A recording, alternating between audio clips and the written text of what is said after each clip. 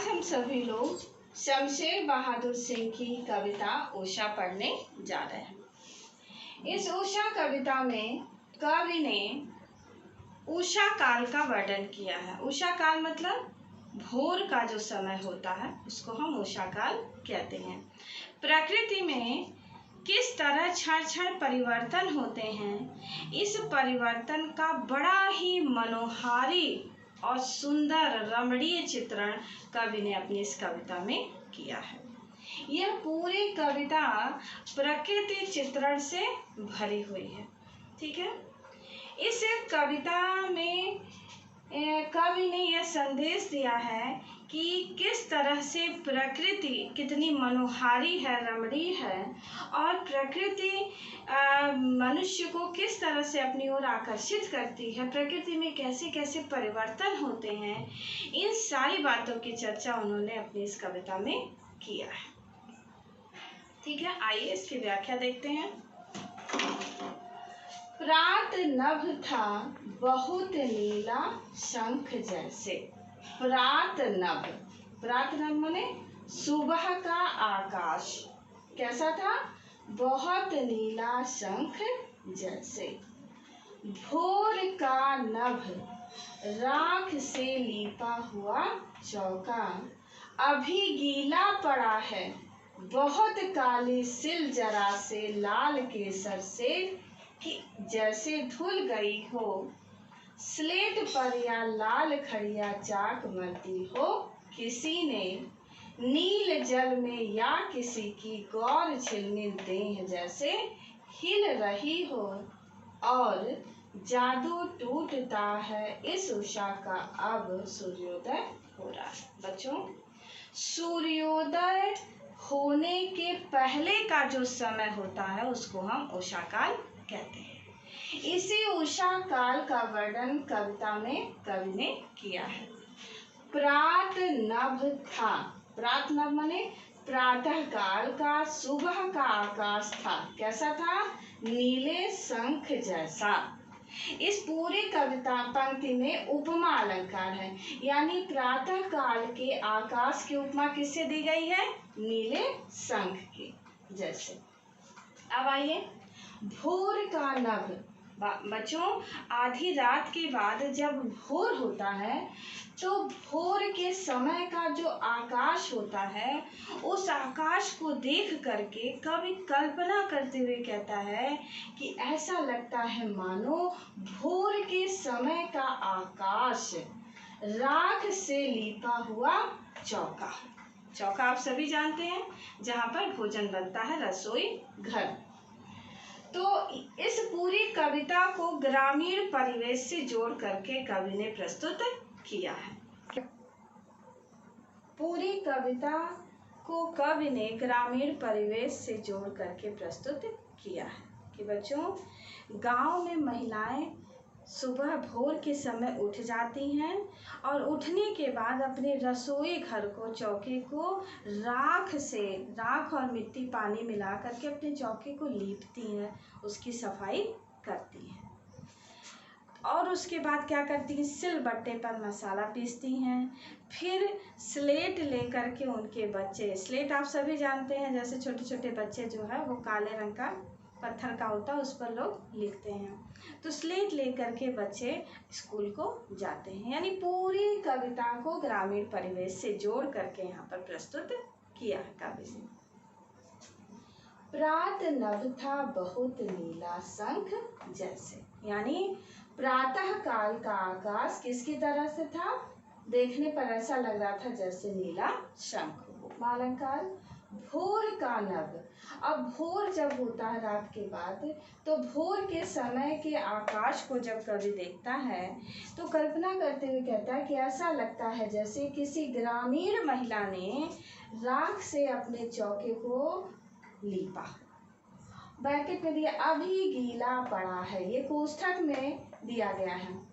कोष्ठक में देने का मतलब है कि इस बात पर विशेष बल दिया जा रहा है कि चौका अभी गीला पड़ा है। यानी जब गांव में आप लोग जानती होंगी कि गांव में गोबर मिट्टी से पानी मिला करके चौकी को लीपा जाता है, उसकी सफाई की जाती है, तो उसको सूखने में बच्चों टाइम लगता है। हम लोग शहरों में रहते हैं, शहर के घर जो है वो सीमेंट के बने होते हैं, मार्बल वगैरह लगा रहता है, तो उस पर पोछा लगाने से तुरंत सूख जाता है। लेकिन मिट्टी को अगर लीपा जाता है तो उसको सूखने में समय लगता है। तो भोर के समय का, उषा काल के समय का जो आकाश है, उस समय आकाश में ओस के कारण नमी बनी रहती है, आर्द्रता बनी रहती है। तो उस नमी के कारण कवि आकाश को जब देखता है तो कहता है कि ऐसा लगता है कि राख से लिपा हुआ चौका है, अभी गीला पड़ा है। यानी जब सूर्य निकलता नहीं है, सूर्य निकलने के पहले आकाश में नमी होती है, आर्द्रता होती है। फिर बहुत काली सिल जरा से लाल केसर से कि जैसे धुल गई। अब दूसरा चरण क्या आता है कि पहले ग्रामीण महिलाओं ने अपने चौके को साफ किया, फिर उसके बाद सिलबट्टे का वो उपयोग करती हैं। तो ऐसा लगता है कि देखिए किस तरह से प्रकृति में परिवर्तन हो रहा है। और कभी आकाश को देख करके कह रहा है कि अभी लग रहा था कि वो नीला शंख है, फिर लग रहा है कि राख से लिपा हुआ चौका है। फिर प्रति क्षण जो परिवर्तन हो रहा है, आकाश को देख करके कभी कहता है कि ऐसा लगता है मानो काली सिल पर लाल केसर किसी ने पीस दिया हो, और पीसने के बाद, रगड़ने के बाद सिल को जब पानी से धो दिया जाता है तो हल्की हल्की लालिमा उस सिल पर रह जाती है। यानी जब सूर्य निकलना होता है तो सूर्य निकलने के पहले आकाश में हल्की हल्की लालिमा छा जाती है। कितनी अच्छी उपमा कवि ने दी है, हल्की हल्की लालिमा छा जाती। उस लालिमा को देख करके कवि कहता है कि ऐसा लगता है कि काली सिल पर किसी ने लाल केसर पीस दिया हो, रगड़ दिया, कि जैसे धुल गई हो। स्लेट पर या लाल खड़िया चाक मलती हो किसी ने। अब बच्चों यहाँ पर या शब्द आया है। जब भी कविता में या आता है, कैंधव आता है, तो यहाँ पर संदेह अलंकार होता है। संदेह अलंकार की परिभाषा है कि उपमेय के लिए कवि जब तरह तरह के उपमानों की श्रृंखला लगा देता है और समझ में नहीं आता है कि ये है कि वो है, जैसे नारी बीच साड़ी है कि साड़ी बीच नारी है, कि नारी है कि साड़ी है। इस तरह से जब संदेह होता है उपमेय के लिए कवि तरह तरह के उपमानों की झड़ियाँ लगा देता है, तो वहाँ पर संदेह अलंकार होता है। यहाँ एक उषा के लिए, प्रातः काल के भोर के लिए कवि तरह तरह के उपमानों की झड़ियाँ लगा रहा है। कभी उस आकाश को उषा काल के देख करके कहता है कि राख से लिपा हुआ चौका है, कभी कहता है कि काले सिल पर लग रहा है किसी ने लाल केसर रगड़ दिया हो, और फिर कहता है कि स्लेट पर लाल खड़िया, जैसे बच्चे लिखते हैं, तो स्लेट पर लाल चौक से उसने रगड़ दिया हो, मल दी हो किसी ने। यानी तरह तरह से प्रकृति में परिवर्तन हो रहा। पहले नीला शंख जैसा भोर का आकाश दिखता है, फिर उसके बाद राख से लिपा हुआ चौका लगता है, फिर उसके बाद लाल केसर किसी ने रगड़ दिया हो या खड़िया चाक। इस तरह से प्रकृति में जो पल पल परिवर्तन हो रहा है उसको कवि ने यहाँ पर दिखाया है। और बच्चों उषा काल के लिए नवीन उपमान है, नए नए उपमान कवि ने दिया है। ठीक है, मल दी हो किसी ने नील जल में या किसी की गौर झिलमिल देह जैसे हिल रही। अब धीरे धीरे प्रकृति में परिवर्तन होते आ रहा है। ठीक है, जब सूर्य निकल जाता है तो धीरे धीरे आकाश, नीले आकाश में खूब रोशनी के साथ, तेज के साथ सूर्य उदित होता है अपने पूरे आकार में। तो जब सूर्य पूर्ण रूप में निकल जाता है, सूर्य मान लीजिए कि निकल गया यहाँ पर आकाश में, तो नील जल में या किसी, उसको देख करके कवि कहता है कि नीला नीला आकाश है, और उस नीले आकाश में सगौर वर्ण का जो उषा है, उषा का मानवीकरण यहाँ पर किया गया है। उषा को गौर वर्ण वाली का मानवीकरण किया गया है, उषा को गौर वर्ण वाली स्त्री के समान बताया गया है। और जादू टूटता है इस उषा का अब, अब अंत में कवि कहता है कि ये सारी बातें समाप्त हो चुकी हैं।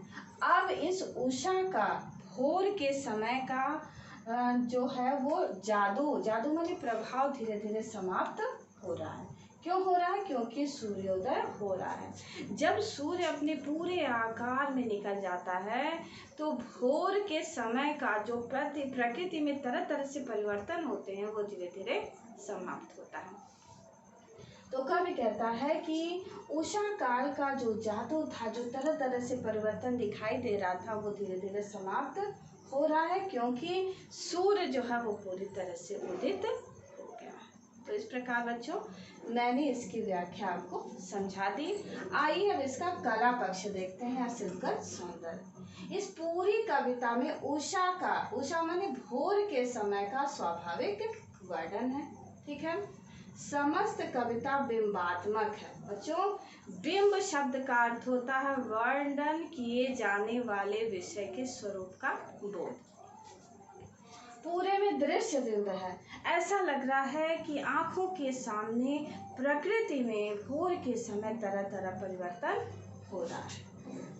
नूतन उपमानों का प्रयोग कवि ने किया है। राख से लिपा हुआ चौका, उषा के लिए प्रातः काल के लिए कवि ने नवीन उपमानों का प्रयोग किया है। काली से लाल खड़िया चाक, मलदी हो किसी ने नील जल में गौर झिलमिल दे, ये सभी नवीन उपमानों का प्रयोग किया है।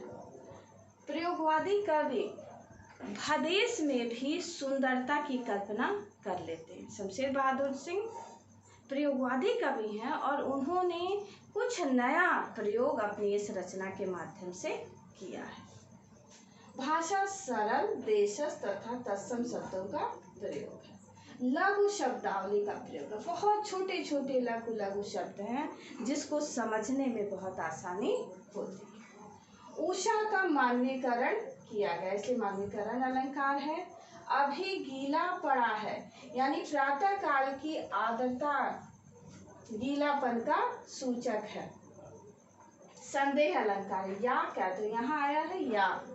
यहाँ पर संदेह हो रहा है कवि को कि उषा काल में आकाश कैसा दिखाई दे रहा है। कभी उसे काले सिल से लाल केसर घिसा दिखाई दे रहा है, कभी लगता है कि किसी ने राख से लीप दिया हो चौका, उस तरह दिखाई दे रहा है, या नीले आकाश में कोई गौर वर्ण वाली स्त्री नहा रही हो, स्नान कर रही, झिलमिला रही हो, इस तरह से उसने कहा है।